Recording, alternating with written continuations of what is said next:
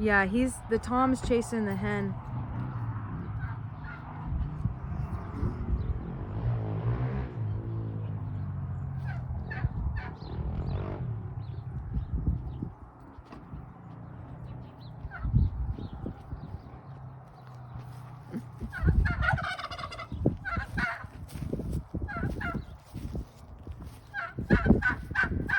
Well, if you want to go open that gate over there, I'll chase them into the chicken pen.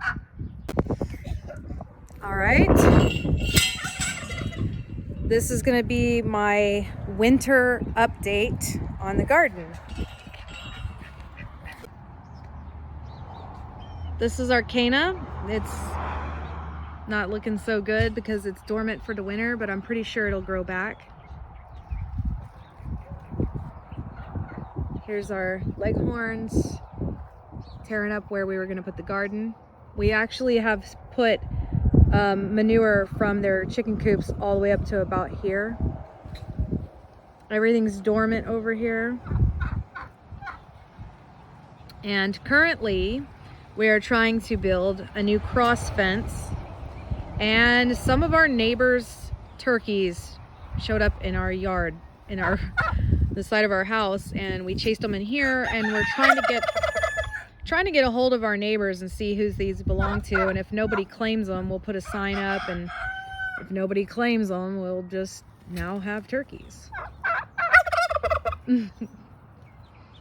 Quite interesting day, to say the least. So what we're gonna do here, oh yeah, we're gonna have a rain catching barrel over here. So what we're gonna do is actually section off the garden along here all the way up to this post. Come up closer.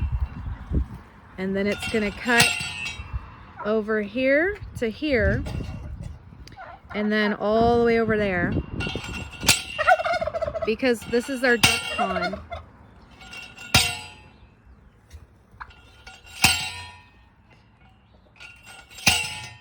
It's so loud that I can't talk. That thing is heavy. I can't even do that one time.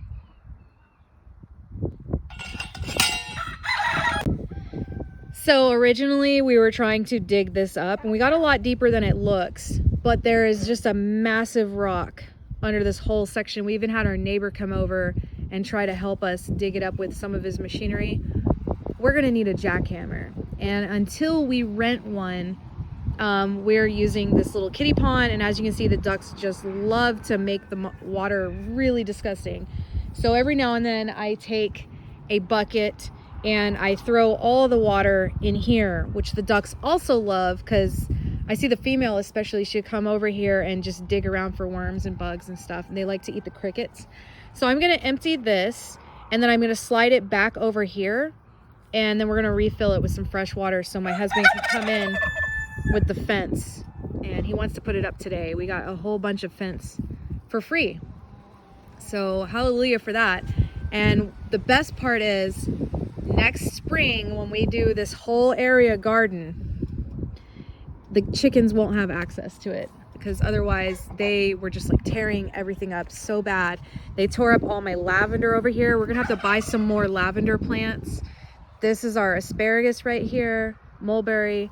These are our blackberry bushes, and they would tear them up so bad around the roots and expose the roots, and we would have some portions of the plants die. So we absolutely just decided we're going to cross fence it so that the chickens can't go in the garden, at least until it's growing enough that, like, if there's grasshoppers, we might open it up to them here and there just for like getting, you know, damage control against the pests. But here are some rows of garlic, and as you can see, they're chopped so short because the chickens just peck away at them and won't even let them grow.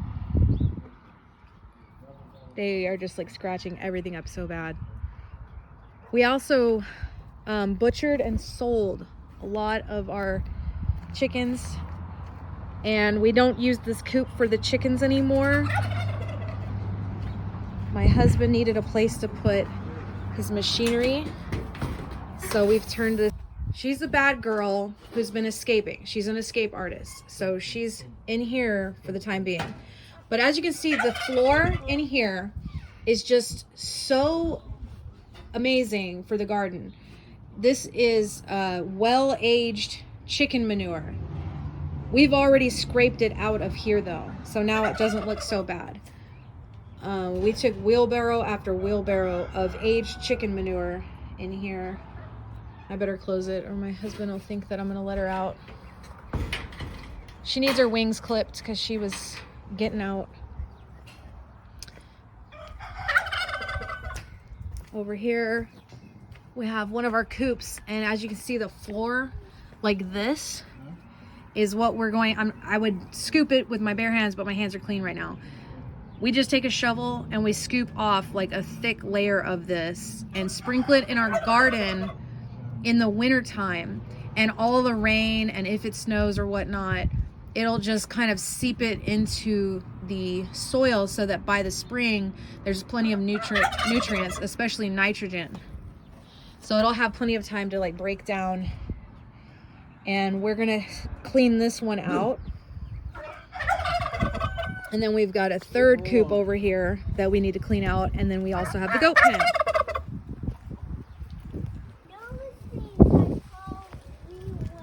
All right, and now I have an update over here on the goat pen.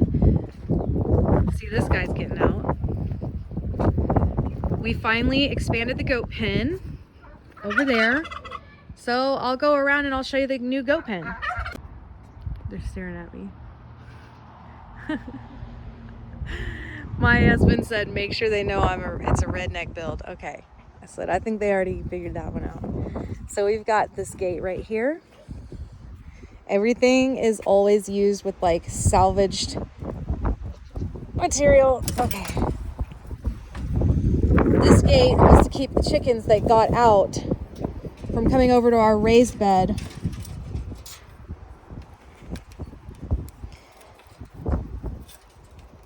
Oh my goodness, this is hard to do one-handed. You know, we could do like most folk and actually have a real gate. Nah. Hi, peekaboo. I see you. See you, Bambi. No, that's Ariel. There's Bambi. Hi. All right, so we've got our massive wood pile. Wouldn't be rednecks without a bunch of junk in the yard. This is all free wood we got from demolishing an old abandoned house for one of our neighbors. We've got our firewood pile in the front. And we've finally started fencing off. This whole section is fenced off. So here's our new goat pen. I'm really proud of it. I think my husband did a great job, and I, believe it or not, actually drilled this gate. I did all of these little drills right here. I'm not a builder, so I'm proud of it. And here we go. This is Coffee Muffin. We usually just call him Coffee. He came from my friend's goats, and she lives 5 hours away, and she brought him to us so he could be our new buck. And these two were twins. This is the Weather. He's been banded, so he doesn't have testicles anymore. This is Oreo. She doesn't look like it on this side, but on her other side, she's got black, white, black. She's the only one that has white horns. This is her mother, Ariel. Ariel's the oldest out of all of her. Hi. Okay, you can get down now. Quit showing off for the camera. He's such an attention hog. This is Bambi. Bambi is the older generation of her babies. And Bambi last year had a baby that did not make it. It was the coldest time of year, and we brought him in. It was just really tragic. He did not survive. So once again, we wanted to have, okay, don't chew on my sweater. All right, back it up, back it up, back it up. Now you're going to the bathroom. Okay. Anywho, she is pregnant. She's pregnant. And she's pregnant. She looks like she has the most. She's got... Last year she had... Okay. Hey. Okay, dude. Okay. He doesn't usually do this when I'm in here. I don't know why he's standing up. But anyway, Ariel has multiples usually. Last year she had triplets. So Bambi had a baby that didn't make it, a singleton that didn't make it. And she had triplets. So I couldn't milk either one of them. And I just kind of, she was busy. She was worn out milking 3 babies.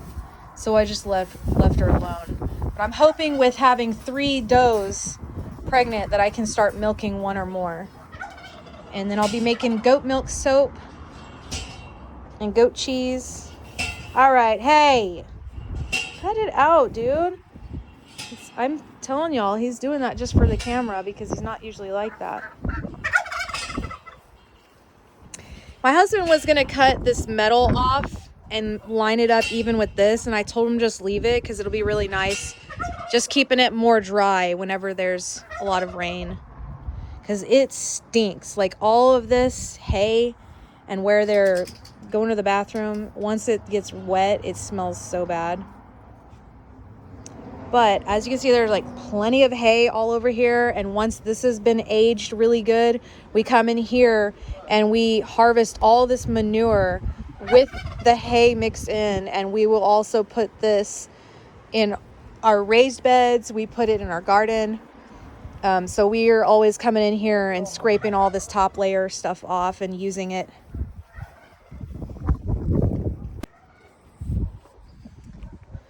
All right. Do a front garden tour. This is a rowan tree that's completely dormant. I planted this when it was like really small. It's doing pretty good. I've got roses here and here that they were just little small sticks in the ground for about 2 or 3 years. Now they're finally starting to grow significantly. This is our willow. It's also dormant. There's a 3rd rose bush up here. I'm hoping those will get big, like, and add some more privacy. And these are the type of roses that have small little bright pink flowers, and they grow lots of rose hips. So I want to use these in some future recipes. This is called Forsythia, and it just has so many different colors. It's native to Texas, so I knew it would thrive with drought and full sun. As you can see right now, it's like a purple color, but sorry, it's so windy. In probably January to February, this thing will be the first thing to put on brand new growth when everything else is totally dead. And I'm going to use my sweater to shield the phone so it doesn't make a lot of wind noise. This thing will put on tons of yellow flowers all over it. They're really pretty. Yellow is my favorite color. And then it looks green all spring and summer. So this has a lot of different colors and stuff, and that one's just purely decorative. Now these are our elderberries. We had a family friend give us some of the cuttings from his elderberries. We put these as just bare looking sticks straight in the ground, and we've pruned these back and they just grow back so vigorously. I love how tall they are. They give us like a sense of privacy. The kids and the cats love to play in them. It's just a lot of fun. And so we've also got a 3rd one right here that is just very slow, but it's hanging in there. And we've got 6 different raised beds here. So in this one, we have our potatoes. I took some non-GMO russet potatoes and made seed potatoes out of them just by cutting them to where each one had 2 eyes on them. Let them dry a couple days, and then we planted them, and they're doing pretty good. And we bought onions onion starters. And I've already put a sprinkling of some chicken manure from that first coop on all of this stuff in these raised beds, and they're doing pretty good. We used to have strawberries in here, but they just really couldn't handle the heat. We're gonna do strawberries in the raised bed in the backyard where I tried growing lettuce before. So we're gonna switch things around a little bit. This bed has always been where we put carrots, and we've done so well with carrots in here.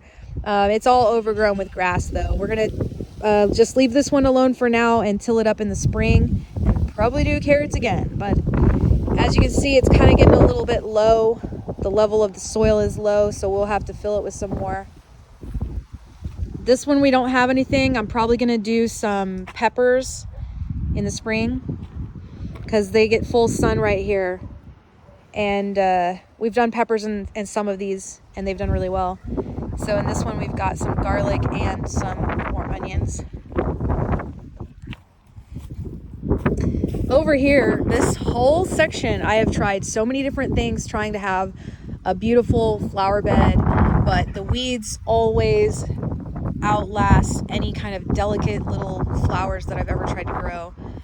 But we have a mountain laurel growing right here, and I'm so thrilled. I planted this from seed. Mountain laurels are native to Texas, so I definitely knew this thing was the way to go. It's gonna be amazing. It's gonna be very tall. It's gonna have beautiful purple flowers on it. It's gonna be, as you can see, evergreen. And yeah, and then this is just some copper my husband took from a job site, and I have been telling him just bring home copper and I'll make all kinds of weird little lawn ornaments out of them, but then they'll also be hopefully utilizing some of the electroculture to boost our plant growth. So we've got these our purple bearded iris, and they were originally here when we bought the church. It was like one of the only things that was planted here, and there's tons of them, and I transplanted a bunch. They were all crowded out because they will multiply. I transplanted a bunch over here. And there's an aloe that I'm surprised is still hanging on, even though it's been starting to get cold. This is a new addition. We got a bird bath. My husband got it plugged so that it wouldn't drain, and my 4-year-old moved it. So now my husband has to fix it again.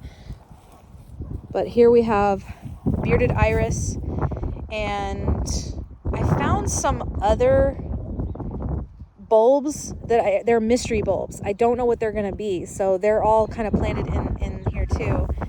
It'll be neat seeing what comes up next spring. I had a bunch of sunflowers all along this back row, and I sprinkled the seeds, so we might have some volunteer sunflowers again next spring. This is honeysuckle. Around the corner behind our house, there's a rowan tree that is just covered in honeysuckle, and it just grows wild and nobody ever really does anything with it. So I took a little sample of it, planted it here, and I'm hoping it'll just take over this fence and it'll take over this archway. And at some point we're gonna finish fencing all the rest of this yard, and I'll come up with some other little clever things here and there. So we have here, you can't even see it, this is a baby pecan tree. It showed up in our raised bed, and we carefully scooped every bit of the root with the dirt still stuck to it and transplanted it over here. I've never been successful transplanting a pecan if they get big enough that they have a long enough taproot. If the taproot gets damaged at all, it's really hard to transplant them. But this one has been doing pretty good. And then I came over here a couple weeks ago and scratched it with my nail and saw that it was still green.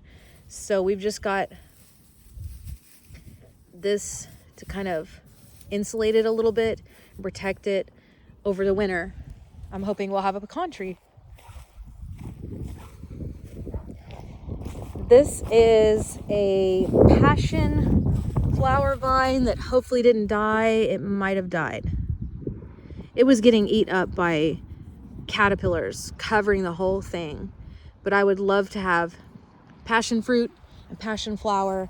And like I said, when we have this gate or this fence here, I'd love for it to grow all over that. This is a pomegranate that's now completely dormant and looks like dead sticks, but that's exactly what pomegranates do. I transplanted these from the side of the highway. I would just find like a tiny little clump of something. They're native. I knew that they would survive really well, and so I just planted them around here. And this right here is called a red yucca. And there are these things. They get this one little tall stick in the middle, and some beautiful red flowers will grow on the top of it. These are some native grasses. They get pretty big, and we just give them a little haircut and they stay dormant like this in the winter. It adds at least some kind of textural interest to the yard instead of it just being like this flat, barren, ugly landscape all winter long. This is an apple tree I grew from seed. I believe it's an opal yellow apple, which are my favorite. No idea if it'll ever actually bear fruit or not, but it will still be a nice tree. Hopefully some pretty blossoms someday and a lot of shade for this area. This is a cactus called a cholla, a tree cactus. And this came from my grandparents' front yard. They had a massive one by their post office, and they live in San Antonio. So I felt confident that if it can grow in San Antonio, it'll probably do well here. This is my location for my plumeria, which is inside right now because they don't handle the winter very well, but from what I was reading, they're very easy to take care of over winter in the house, and then you can bring them back. And these are some agaves we got. They were listed for free. We had to dig them up with a shovel. They had taken over this guy's spot of his yard, and as you can see, that's what they do. They will produce several little babies, which then I can try and sell if I want to. Or we can just let them grow until we get sick and tired of them. But I just think agave is really awesome from a survival standpoint. They do produce sugars. That's how you make tequila, is with these agave plants. Inside these branches is a lot of sugars, and it's non-glycemic. Anyway, it's diabetic friendly sugars too. So that's just neat. We've got these red yuccas in a line right here. And then over here, this is a Pride of Barbados. And I've been struggling to try and have Pride of Barbados. I wanted them originally to be right here in a row behind these red yuccas. I thought that would have been really pretty because the Pride of Barbados gets pretty big and it has these gorgeous flowers, and would also provide some sort of hedge of privacy. So currently we're working on this trailer. We stripped all the old rotten wood off of it. Yesterday I pressure washed it, and now we're going to repaint it with black enamel paint, and we're going to get some fresh wood on top. Almost like new. So we've got, this was the very first thing that we ever planted when we moved here. It's a John F. Kennedy white tea hybrid rose, and it's really, really pretty and doing very well. Down here, I think these are Texas Star hibiscus, and they're currently dormant. This is our rosemary. We've definitely picked on this and used it in cooking. It just smells so good. It definitely always does really well in Texas. We had a second one here and it died. And actually half of this one died right here too. So we cut all the dead stuff off. And I've already clipped some branches off of this that I'm trying to clone in the inside of the house.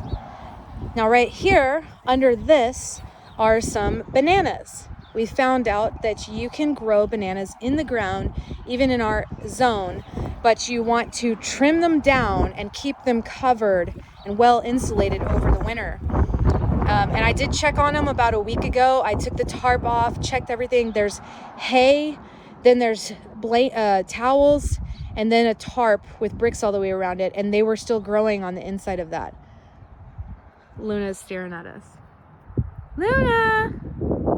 Luna kitty! Kitty, kitty, kitty, kitty!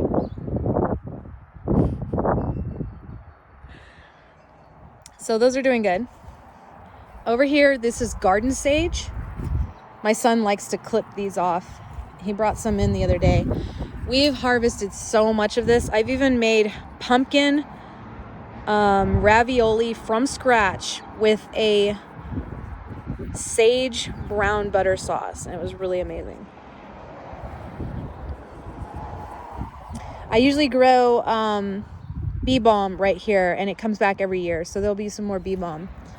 And we found out what we kept mowing over right here was actually a mulberry tree. So it's been mowed over so many times that probably what we're actually creating is a mulberry bush by now, because when you trim stuff, it basically bushes it out. So we decided to put a rock here and try to grow it, and maybe we'll have a mulberry bush right here in this corner. So what else?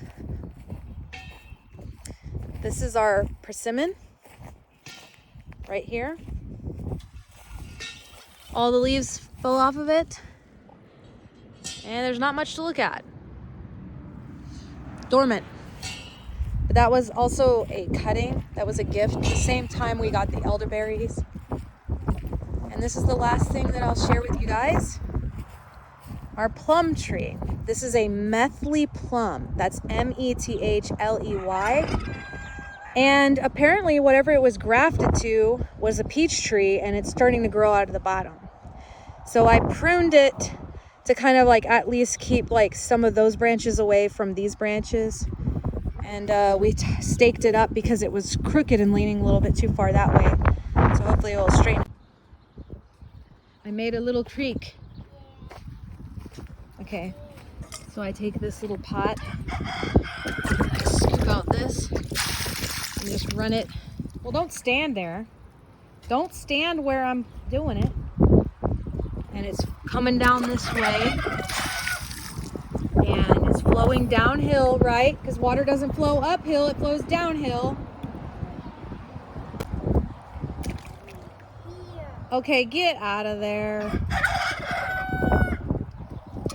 All right, so we had to move a lot of the rocks to make sure that once we put this plastic pool on top, it doesn't puncture the bottom. And that's the new word that Joseph learned today. How do you say that word? No, say it. Puncture.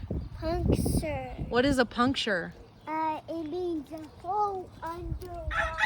Well, it doesn't mean a hole underwater. It's a puncture is just a hole. You can have a boo-boo that's a puncture, and it's like if someone took a bite and their little tooth goes into your arm, it makes a hole. That's a puncture. And we don't want our soccer balls to get a puncture, because then they'll pop. Right? So we're having a little lesson today on vocabulary words, puncture, and water always goes downhill. Water always finds level, and it always is flat on the top, on the surface. Even though there might be some ripples from wind and currents, overall it's flat. And it always, a ripple, those are the little waves on the top. Do you see how the water's going like this? Those are little ripples in the water. Or like this, watch. If I do a little dot with my finger like this, it makes little circles. See, watch. You see the little circles in the water that kind of go out? That's a ripple. There's a ripple in the water. So we don't have a pond pump yet, though I don't mind doing it by hand like this. I was born when the moon was in Aries, and true to being an Aries moon person, I just roll up my sleeves and get the job done. If it needs to be done, it needs to be done, and I don't sit around and think about it. Just get it done. All right, and so I'm gonna have to use both hands and get these rocks out of here, and then I should probably be able to lift it up and pour out the rest and move it over there. So we got the swimming pool cleaned up. We're refilling it over here.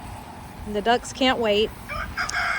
We walked over to our neighbor's house over there, and it was their turkeys, and so we helped them get them back. They're very friendly, and we are working on this fence here while we fill up the duck pond back.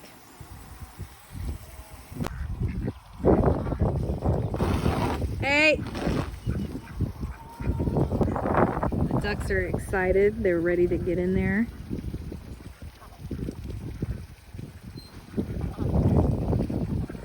I still gotta put the rock steps in and out, make sure that everybody can get in and out.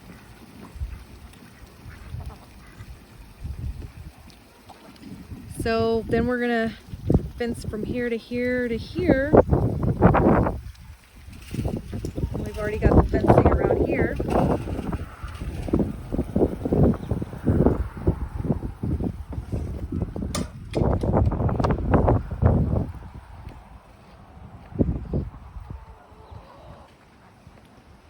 So there's our new chicken yard.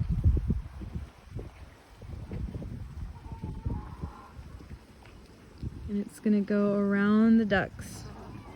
This is gonna be so awesome to be able to garden all of the space, however much we want, and keep the chickens out.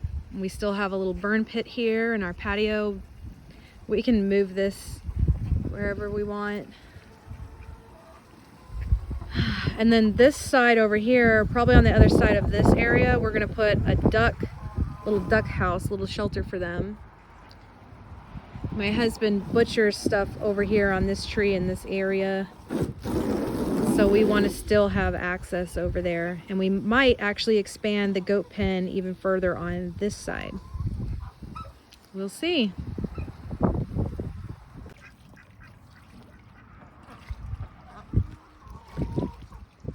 They love it.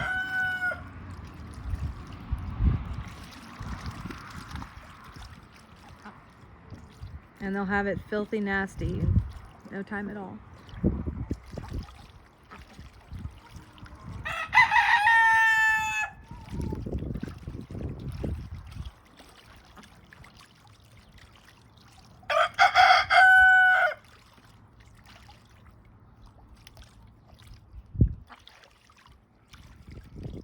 Hi.